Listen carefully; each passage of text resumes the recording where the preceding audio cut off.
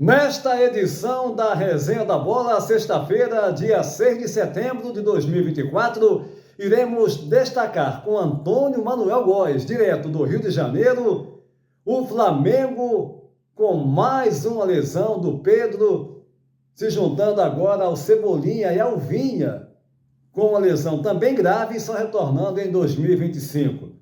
E além dos outros jogadores que estão em fase de recuperação, mesmo com contratações importantes, os 4 novos reforços da equipe carioca, o Tite vai ter que trabalhar muito bem para montar esse time, esse elenco para as competições que irão prosseguir até o final do ano. Também Antônio Manuel Góes irá falar sobre a parceria Flamengo-Leixões, a equipe aqui de Portugal, e os ruídos da oposição na Gávea com relação a essa parceria. Já Fernando César, direto de Curitiba, no Paraná, vai destacar o gol 900 dele, Cristiano Ronaldo, CR7, que marcou o segundo gol da vitória contra a Croácia na estreia de Portugal na Liga das Nações e que foi o seu gol de número 900 na carreira. Fernando César vai ainda falar sobre o Atlético Paranaense, que vai ter que reverter na próxima semana o placar de 2-1 em favor do Vasco, jogando em seu domínio pela fase quartas de final da Copa do Brasil. Tudo isso já, não sai daí, após a nossa vinheta.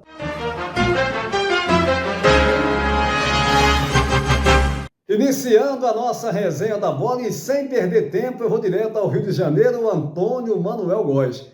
O seu primeiro assunto é referente a essas lesões do Flamengo, que mesmo com alguns jogadores já se recuperando, tem 3 casos agora de atletas que só voltarão em 2025. Além do Cebolinha, tem o Vinha e agora o Pedro, um dos jogadores mais importantes do plantel, do elenco rubro-negro, também tendo uma lesão gravíssima. De 6 a 8 meses parado, as previsões para o retorno do Pedro.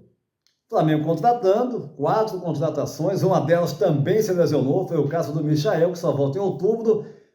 Mas aí eu quero saber de você como, na sua opinião, o Tite vai trabalhar esse elenco do Flamengo, que é de fato grande, mas com 10 jogadores, né? 3 aí que voltam só ano que vem, outros se recuperando, situação complicada mesmo com as contratações, hein, Antônio Manuel Góes? Olá, amigos da Resenha da Bola. Complicada a tarefa do treinador Tite e de sua comissão técnica na preparação da equipe do Flamengo, que enfrentará o Bahia em uma semana, na quinta-feira, 12, no Maracanã, no jogo de volta das quartas de final da Copa do Brasil.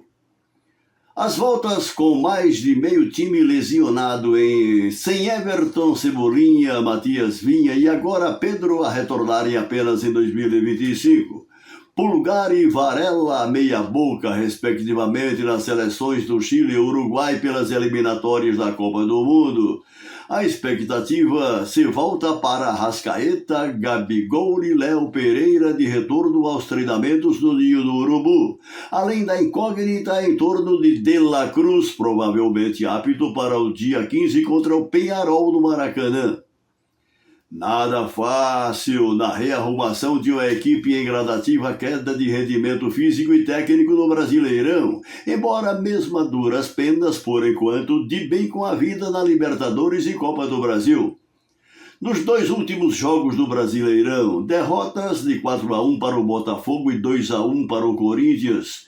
Um apagão na defensiva por conta de gols sofridos em lances de bolas alçadas à área rubro-negra. Um setor que Tite, por onde passou, sempre manteve rigorosamente ajustado na construção de seu histórico vencedor. Mas o meio-campo está no fio da navalha, pelas citadas lesões de Pulgar, de La Cruz e Arrascaeta, pela pouco convincente participação de Alan, com Gerson a se desdobrar no limite de sua capacidade física, apesar do bom desempenho de Léo Ortiz, por ali improvisado, mas em prejuízo de escalação na zaga, função original em que, pelo relevo no Bragantino, o Flamengo cuidou de contratá-lo no começo da temporada. Já o argentino Alcaraz, de 21 anos, com promissor cartão de visitas contra o Corinthians, quase fez um gol, estão lembrados? Porém, expulso nos últimos instantes do confronto no Itaquerão, está fora do clássico carioca contra o Vasco no domingo 15. Todavia, pronto para a próxima etapa da Libertadores, menos no jogo de volta contra o Bahia pela Copa do Brasil. Ao perder Michael, possivelmente até meados de outubro, Tite se restringe de concreto a Bruno Henrique, Luiz Araújo, Carlinhos e ao recém-chegado Plata para o ataque, pois Gabigol esqueceu por aí o futebol que o consagrou como ídolo até 2022. De resto, o polivalente Alexandro, ex-seleção brasileira e multiganhador de títulos da italiana Juventus de Turim, onde também atuou na lateral esquerda, na zaga, no meio-campo e até no ataque, e que já se dispõe a jogar onde necessário for, diante das prementes carências de um elenco dividido entre o gramado e a enfermaria. Sobre a contratação emergencial de substituto para Pedro, o Flamengo foi ao mercado, claro, onde a xepa do sem contrato na Europa obedece a um patamar de valores impensáveis para quem gerencia por aqui suas finanças com os pés no chão.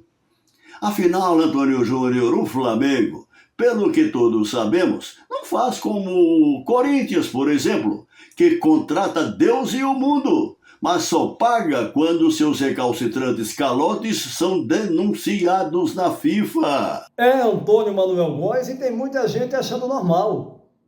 Estava conversando hoje com um torcedor corintiano, né? Mora aqui em Gandra, e ele dizendo, o Timão vai contratar aí o Depay. Vocês queriam o Depay, né? Estava falando lá, os outros queriam o Depay. Todo mundo queria o Depay, todo mundo não, né? Quem falou foi o Flamengo. Eu falei, meu amigo, a gente está falando de futebol aqui, vamos analisar de forma sensata. Como é que o Corinthians vai contratar, o Corinthians com uma dívida absurda, dando calote, não pagando o jogador que contratou, e agora fala em Depay, isso é uma afronta. Era para os torcedores corintianos se posicionarem fortemente contra isso, mas não, inclusive alguns jornalistas, claro, cada um tem o seu time, aqui a gente tem que ser imparcial, mas aqueles que só faltam torcer, né, falar, olha, vamos lá, Corinthians, vamos Timão, vamos, achando normal, é um absurdo, inclusive a mídia aqui em Portugal, um jornal aqui de Portugal, colocando como certo a ida do Depay, o Memphis Depay para o Corinthians. Né?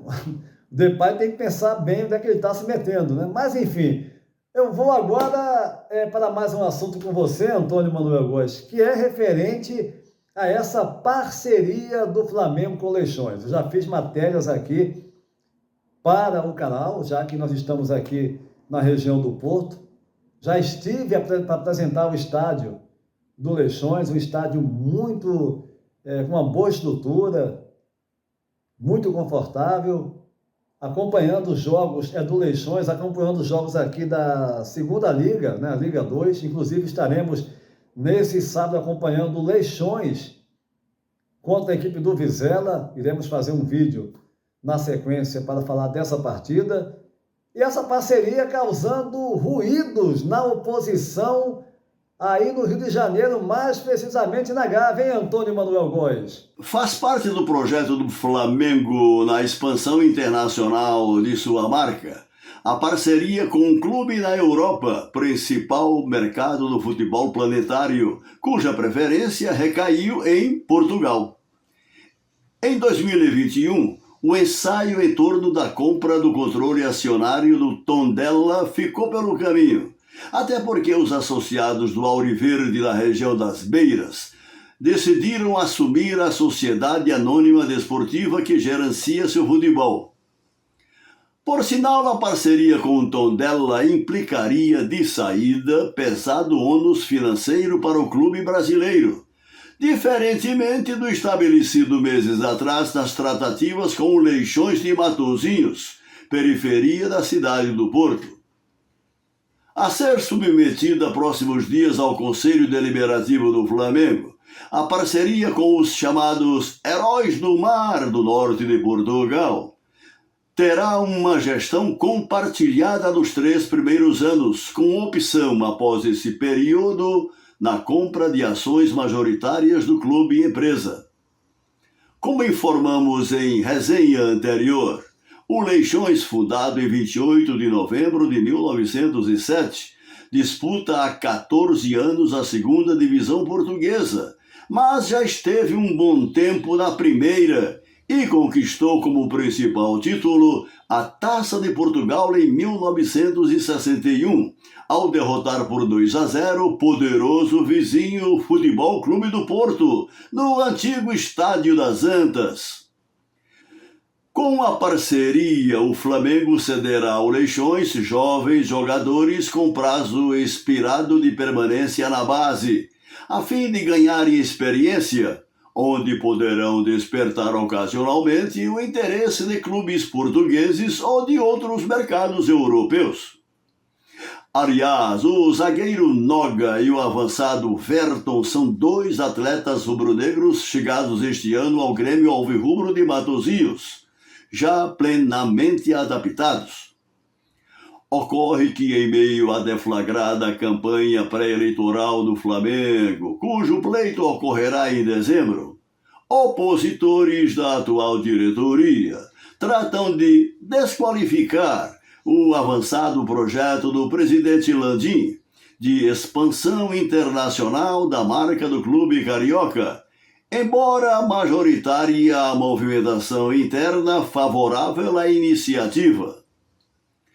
Pelo que se depreende, o ruído contrário à parceria Flamengo-Leixões não provocou eco na sede da Gávea, Antônio Júnior. Mas é, Antônio Manuel, o que fica bem claro também aqui em Portugal, né? Não houve nenhum comentário, porque a partir do momento que há esse ruído, né, dos candidatos, de alguns candidatos, melhor dizendo, às próximas eleições para presidente do Flamengo no final do ano, se colocando contra, a gente sabe que tem os interesses, né? Aqui não, a gente não está aqui defendendo A ou B, não é isso. O jornalismo sério avalia de forma imparcial, né, colocando todas as situações. Agora, fica bem claro que essa parceria está, de fato, para ser anunciada, vai passar pelo Conselho Deliberativo do Flamengo, para ser anunciada de forma oficial, e é a expectativa aqui em Portugal para que essa questão seja, de fato, posta em prática. Mas agora o assunto que eu vou abordar, o primeiro com Fernando César, é o gol 900 dele, Cristiano Ronaldo, na vitória de 2-1 de Portugal sobre a Croácia na estreia da equipe portuguesa na Liga das Nações. Ele fez o segundo gol, chegou a essa marca excepcional de 900 gols na carreira, com 39 anos, ele mesmo disse, 39 anos e meio. E Cristiano Ronaldo dá sinais que, deixou bem claro, vai prosseguir na seleção e até, quem sabe, disputar, por que não, o Mundial de 2026. O assunto é para você, Fernando César, em Curitiba, no Paraná. Como você viu essa marca expressiva, 900 gols para o Cristiano Ronaldo, hein, Fernando? Olha, Júnior, falar do Cristiano Ronaldo, esse português vencedor, como ninguém na carreira de atleta, jogador de futebol, a gente vai ficar uma semana aqui falando das virtudes como jogador e como atleta. Ninguém chega ao ponto que o Cristiano Ronaldo atingiu à toa, né? Se não tiver muita dedicação e transpiração, como a gente, inclusive, pôde acompanhar no histórico do Silvio Santos, que nos deixou recentemente, quando ele define o sucesso de um profissional, quero crer, em qualquer área, com o termo 10% de inspiração e 90% de transpiração. E acompanhando aí o histórico do Cristiano Ronaldo, é uma lição que ele passa para todo garoto que pretende um dia se tornar um atleta de futebol profissional. Ele realmente investiu nele próprio, se dedicando, tomando cuidados, com comportamento não apenas na profissão, mas fora dela também.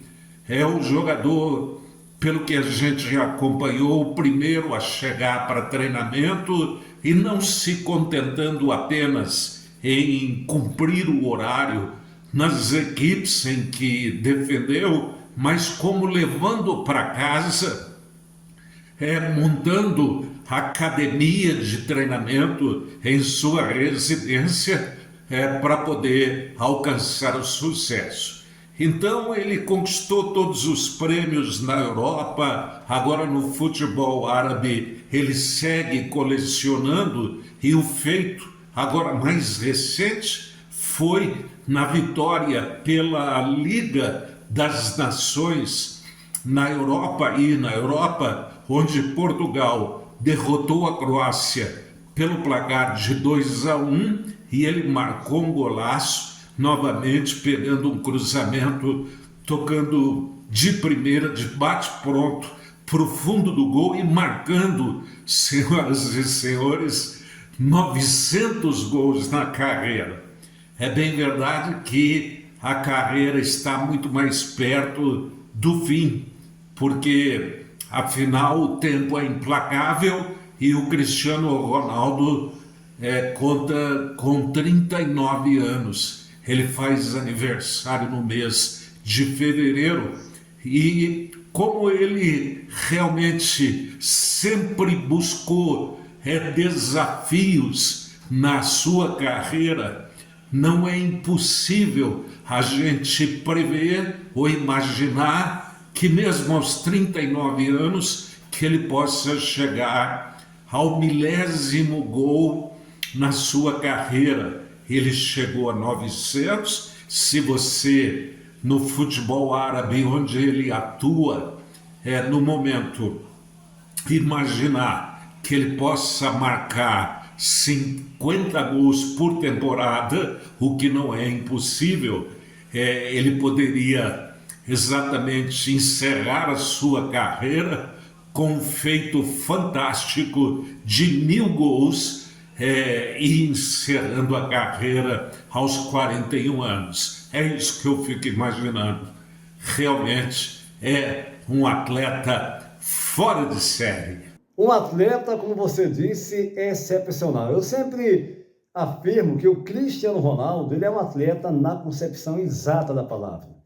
Altamente dedicado, focado, não só nos treinos dos times que ele já atuou e agora atuando, mesmo no futebol árabe, que muita gente fala, é um futebol, né, no outro nível, ok, mas com bons jogadores também. E ele, onde quer que o Cristiano Ronaldo vá jogar, é a mesma dedicação. Um cuidado também com a alimentação, enfim, um atleta, como eu digo, na concepção exata da palavra, e por que não achar que ele pode alcançar essa marca dos 1000 gols?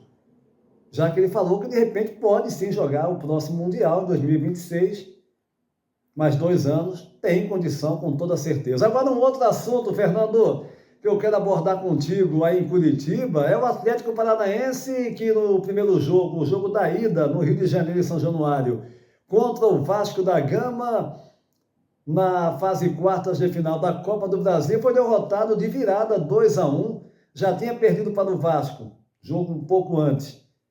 Também 2-1 de virada, só que pelo Campeonato Brasileiro, e agora tem que reverter a situação para tentar chegar, né, à próxima fase, a fase semifinal da competição. Como é que está o clima aí em Curitiba, os torcedores, a imprensa, enfim, com relação a esse jogo e a possibilidade do Atlético vir a superar o Vasco, hein, Fernando? Olha, Júnior, o Atlético Paranaense, ele realmente vive sob pressão. O Atlético que nos anos recentes, ele realmente deu um salto em busca de ser um time vencedor justamente neste ano, que é o ano do centenário e que o presidente do Atlético, o polêmico Petralha, imaginou que seria um ano especial para o Atlético. Na prática, a história realmente é o inverso. O Atlético está vivendo um momento que preocupa a sua torcida. O Atlético está apenas no Campeonato Brasileiro a 4 pontos da ZR, vem aí de uma sequência super negativa, uma das piores na sua história.